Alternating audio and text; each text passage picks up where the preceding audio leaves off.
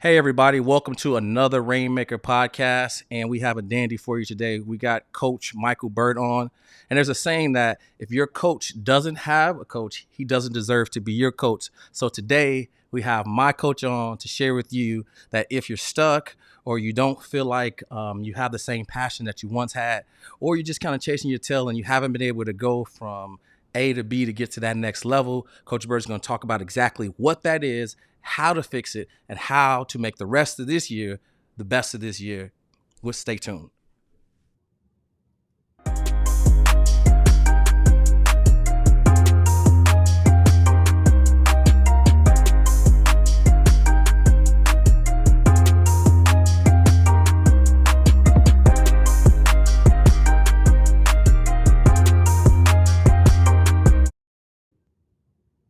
Coach Bird, thanks for hopping on. I know you're a busy man, so I don't take it lightly. Appreciate you being able to share some information with us today.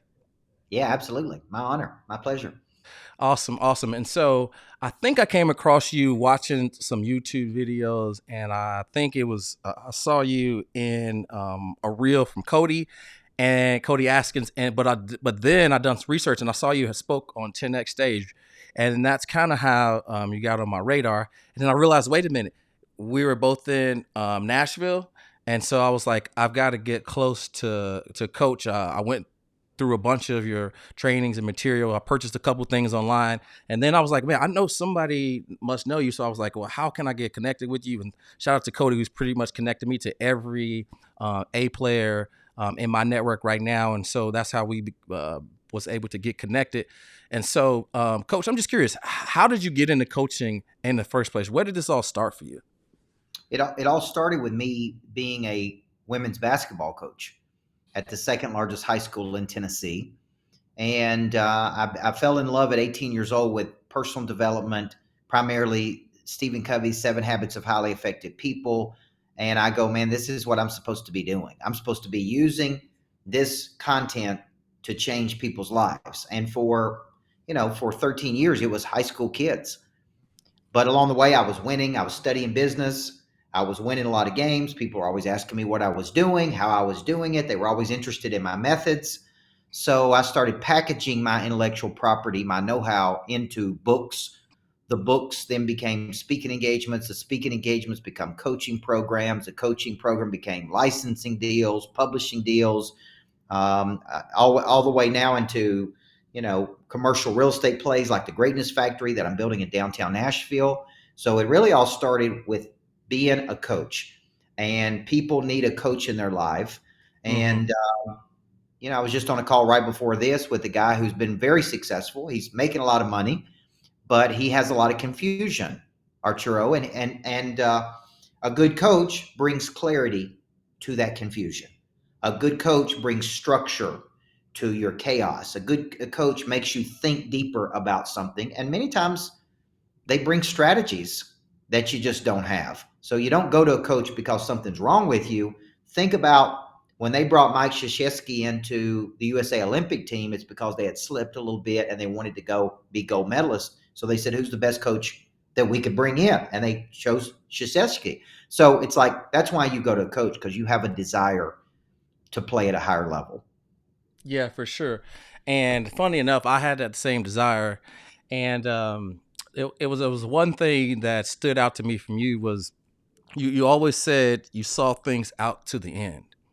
Yep. And that stood out to me because as online, when you're doing a bunch of things, we creative, so we start a bunch of things and then we have a bunch of plates spinning. And one of the things that I wanted to really get back to was some of those principles and that foundational thing, which is seeing things through to the end. And so I'm curious on how that plays into where you are today, coming from being a high school girls basketball championship coach to coaching some of the best people in the country. Well, I have a very specialized skill set, and that skill set is in activating what we call the prey drive in people. That becomes incredibly valuable to reactivate the drive in a person that was successful that but has become complacent. It becomes incredibly valuable to companies that want to drive sales and activate the potential in their people, because they have good people, but they need that drive activated. So my skill set is in A, activating that drive in people, and B, helping people to find their X factor, package their X factor, market their X factor, and ultimately monetize their X factor. And if you just look in the insurance space where you're heavy, at all the people I've coached, that would include Cody Askins, Nate Allfort. I mean, I could go on and on with a lot of people in that space that I've personally coached or mentored. And really, what I helped them do was define what makes them unique, show them how to package it, help them with the monetization of their talents. Yeah, for sure. And I always say that the biggest adversary to being great is being good. Because what happens when you get good, now, that desperation is gone. And what happens a lot of times, especially for your insurance agents, they think that motivation is the thing that's getting there when it's really desperation. It's that they need to make a sale, they need to pay the bills. But once that desperation is gone, right, they're left without that prey drive. And so I'm just curious on, how you discovered that this was the missing thing for people that were trying to go from good to great. I've studied motivation for really since I was 18 years old. I'm 47.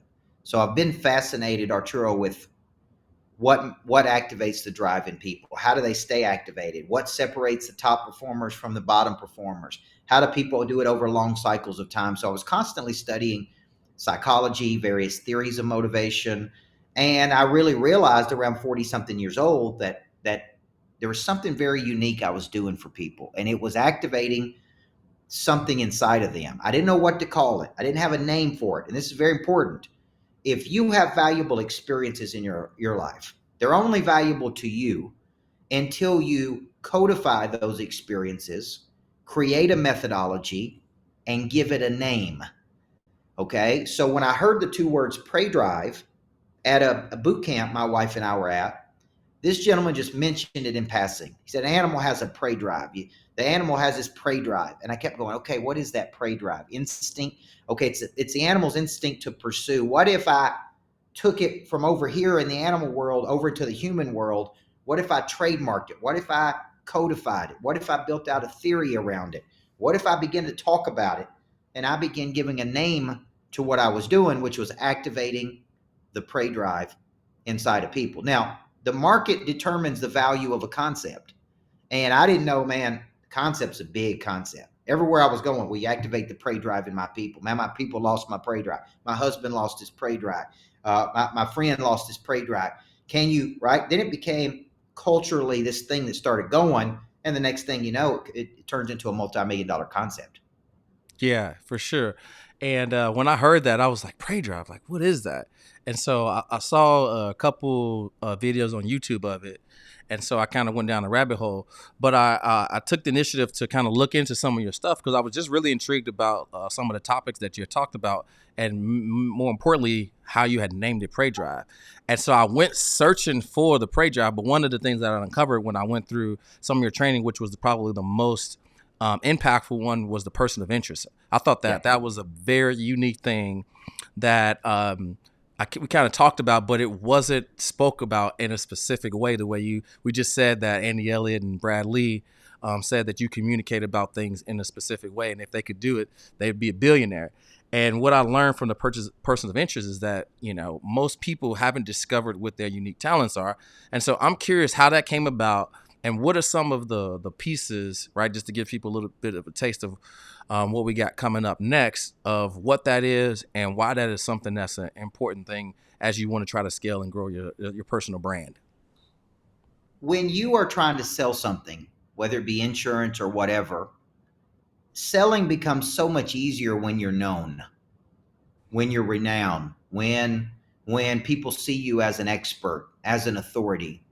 So it's easier to sell something when you have something valuable that other people want. Okay, and what that does is it flips the script. You are now the buyer versus the seller. So becoming a person of interest is becoming known in the world. And it's because you have a specific knowledge that gets results. You have an impeccable skill. You have a high prey drive. You have a contagious confidence. You give off an impression of increase. You have deep networks of people. You are now the buyer versus the seller because you are perceived as an expert. And it's so much easier. When I was renting this Greatness Factory, and you got an office in the new Greatness Factory, we signed 3 offices when I spoke in Arizona last week. Arturo, it's the craziest thing in the world. These people Yeah. saw me speak. It's me and Tim Grover and Andy Elliott. 3 people who were out there said, "How do I get an office Mm, in that Greatness Factory?" It's like, what do I have to do? Where do I have to sign? Right now. Like anything I got to do to be in there, I'm in there. One of them paid in full for 2 years. mm, So he's like, you know what? So here's the deal. There was no sale to be made. They saw me speak. They go, I need to be close to that dude. How do I have an office? It wasn't like I got to sell them and I got to get them excited and I got to follow up with them 7 times. It's like, look, what do I got to do to have some of that? This is the concept of being a person of interest, is you are attracting versus chasing. And the only way to attract people is to have something really valuable that they are interested in. And typically, Arturo, with guys like us, it's a skill set. It's a yeah. knowledge. It's a knowledge base. It's something that helps them achieve their goals, but they see it as a necessary component of their bigger future. Yeah, for sure. And I want to kind of transition into talking about the Greatness Factory because when I first reached out, I was I was already looking for a space to host an event in January, and then he was like, "Well, why don't you just come down and check it out?" And so when I got there, lo and behold, that was the building that most people don't know. About 5 years ago, when I was waiting tables, I used to look out this patio window at the Yep. Southern Steak and Oyster. And I used to say, I don't know what that building is with all glass, but I wanted to have a place in it. Yep. And we talked about some of the unique things that were going to go on there. Getting people together which I thought was amazing about the high power people that were going to be circulating through that place. And then we went upstairs. We looked at the offices. Obviously, that was a no brainer. Seeing that being there, but then you had this unique feel of having an auditorium in there that was going to be state of the art. That was absolutely amazing. And I was like, this is where I'm going to have my event. So after seeing that and being able to kind of feel it and touch it and see my vision come to fruition from there, I was excited about being a person that's going to be there on a daily basis. So let's kind of talk about the Greatness Factory. What inspired it? How long has that been in the making, and what ultimately you're doing and trying to achieve with the Greatness Factory?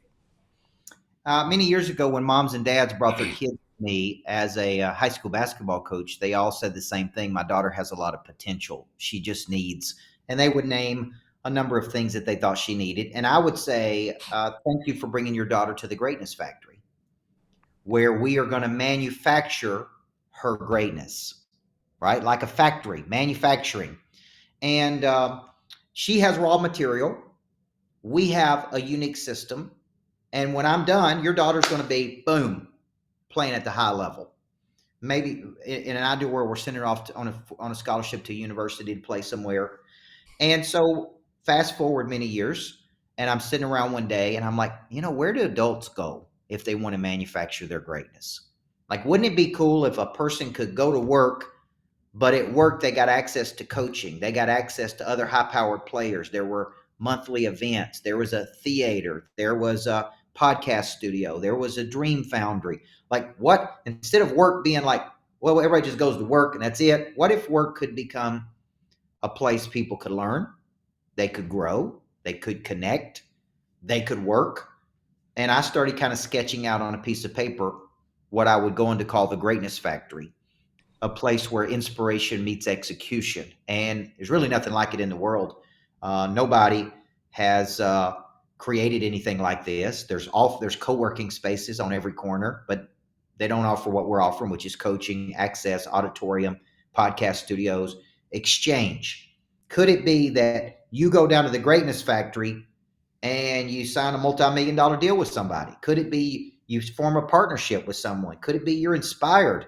This is not how most people think about their workplace. They think, well, that's just a place to go work.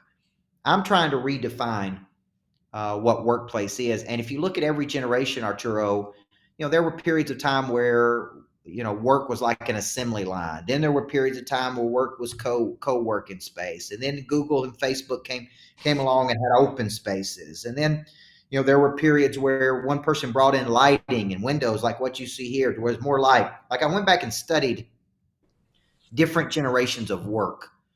And I said, man, I want to create a new generation of work. You could work, but there's also sales rallies there, and there's events, and there's other like-minded people, and it's like a little city. And that's how I came up with the concept of the Greatness Factory. Yeah, and that's an extreme and amazing vision, because when I walked through there, the first thing I could see was having an office, and I selected one specifically right off the elevator, so anybody that came off there, they could see my office and the Bradleys and the Andy Elliots and the Grant Cardones and any of those high-powered people would come through. I wouldn't miss any of those folks, as well as you coming through there as well, and then going into the auditorium to be able to do some boot camps and have some events that are actually like life changing, where high powered people can get together and pour into each other to get to the next level, as well as doing some things together, which we're going to talk about, which is unlock the millions, where we'll be sharing some information for agents going into 2024 to be able to finish out the year strong. In addition to some $50,000 VIP days, just a ton of things that we'll be able to do. But as we kind of transition and kind of wrapping this one up, we're going to be doing Unlock the Millions on October the 17th at 3 p.m. And so just curious if you wouldn't mind sharing a couple reasons why some life insurance agents and entrepreneurs who are looking to get to that next level should want to be in attendance for this free event. Well, I think when you talk about unlocking millions, I think the first step of growth for any person is an awareness of here's where I'm at, here's where I'm capable of going. Then you kind of move to a humility of, man, I can get better. Then you move to seeking out who can help me. Then they teach you something or unlock something inside of you, and then you go take an action, and then it kind of changes your trajectory. And so, when I wrote Million Dollar Follow Up, I said there's two problems. One, I don't think people know that they should be following up. And number two, they don't really know how to follow up. So what if I could solve that problem? Like if you look at once you indicated interest, I didn't really know you and you didn't know me. I knew of you, you knew of me, but I followed up with you. And look at what that follow up has led to. Strategic partnership, you and the Greatness Factory, us doing events together. You had the hunger and the initiative, and I'm like, man, I'm going to follow up with this guy because he fits in who I'm looking for. He's hungry, he's humble, he's teachable, he's got a teachable spirit, he's a family man. Like I'm like, this is a guy I need to follow up with, right? Like because I make a decision very quickly if like this is a person that would fit and make a good partner. And I go, I'm going to follow up. And I wrote a book on that called Million Dollar Follow Up. And some people think, well, I'm only following up to sell you something. And that is the wrong way to think. You need to say, I'm following up with you to listen to what your ambitions are, to listen to what your problems are, and to see if I can help you solve those problems and reach those ambitions. And if you do, there is no sale to be made. We are aspirational partners. You have big aspirations, and you put those two together and you go achieve those aspirations together because you're really aspirational partners. It's not like one person is selling another person something. That's how a lot of people think of it, though. Yeah, for sure. And it's funny that you just said that, because that may unlock something that's holding a lot of people back, specifically insurance agents that'll be watching the recording of this, which is, if you're stuck, what was the shift that you made to unlock the millions where you changed your mindset about just following up people to sell things? But again, you were following up to figure out what problems that they had, because there's a cool saying that you have. And so I'm curious, when you made that shift, what specifically for you did that change for your business, going from just following up to sell something or just following up to figure out what their aspirations and what their problems were? There was a book that I read called Total Cash Confidence by Dan Sullivan. Sullivan has been probably one of the most instrumental coaches in my life. He founded Strategic Coach. He's a brilliant thinker. And he said that you have knowledge and attitude and skills and habits. That's cash, Kash. You have a certain set of knowledge, a certain set of attitude, a certain set of skills, and a certain set of habits. You use those to help another person either solve a problem or reach their ambition. See, all of your future money is tied up in helping other people reach their dreams and goals. So all of your money lives in the future, and it lives in the future because your job is to help them move, in my terms, A to B.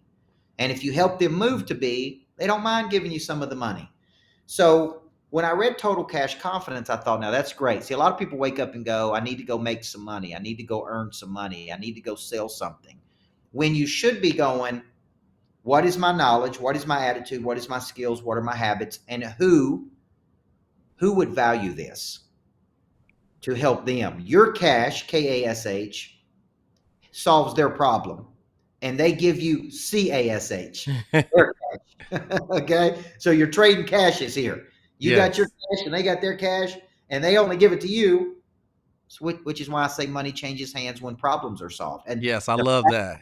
the faster you can get that in your brain, you're not calling to sell me insurance. You're calling to solve a problem for me.